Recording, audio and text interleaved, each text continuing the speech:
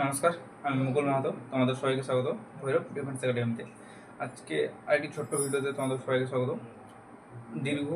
বিগত কিছুদিন থেকে তোমাদের যে এই যে সমস্ত ভিডিওগুলো ম্যাথে রিগার্ডিং যে ভিডিওগুলো সেগুলো তোমাদের হচ্ছে প্রোভাইড করায়নি, তো তার কিছু নির্দিষ্ট কারণ ছিল।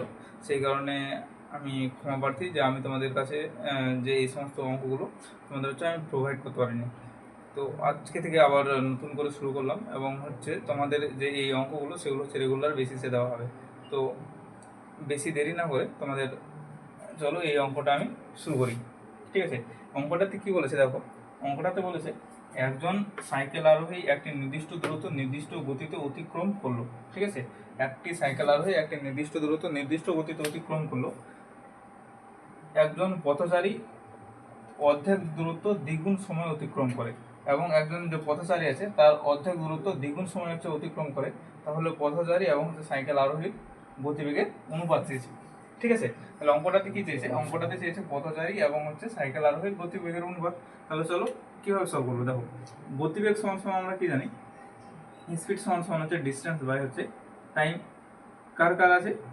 সাইকেল আরোহী এবং হচ্ছে যে পায়ে হাঁটে। ঠিক আছে, অথবা আমি এটাকে কি করে নেবো, ডিরেক্ট করে নেবো সাইকেল আরোহী পায়ে হেঁটে এবং হচ্ছে সাইকেল আরোহী হচ্ছে গতিবেগের অনুপাত। তাহলে সাইকেল আরোহী এবং হচ্ছে যদি এদের পায়ে হেঁটে আছে, এদের গতিবেগের অনুপাত যদি বের করি, গতিবেগ সমান সমান কি বললাম, ডিস্টেন্স বাই হচ্ছে টাইম।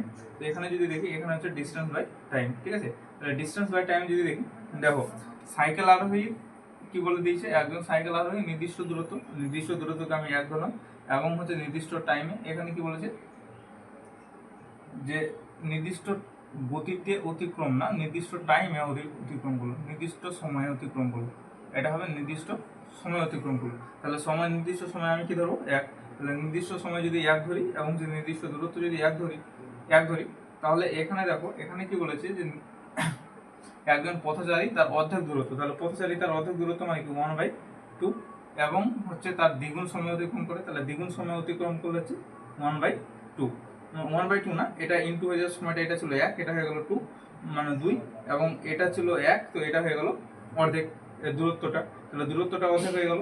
এবার দেখো, তাহলে এটা যদি সলভ করি তাহলে কি আসবে, 1/4, রেশিও হচ্ছে 1। ঠিক আছে, এটা আমি রেশিও দিলাম, এটা রেশিও নিলাম 1।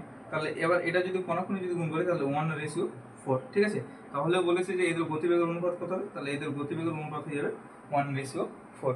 ঠিক আছে, তো এই কোশ্চেনটার জন্য তোমার অ্যান্সার কি যাবে, এই কোশ্চেনটার জন্য তোমার অ্যান্সার হয়ে যাবে 1/4। শেষ পর্যন্ত দেখার জন্য ভিডিওটা সবাইকে অনেক ধন্যবাদ।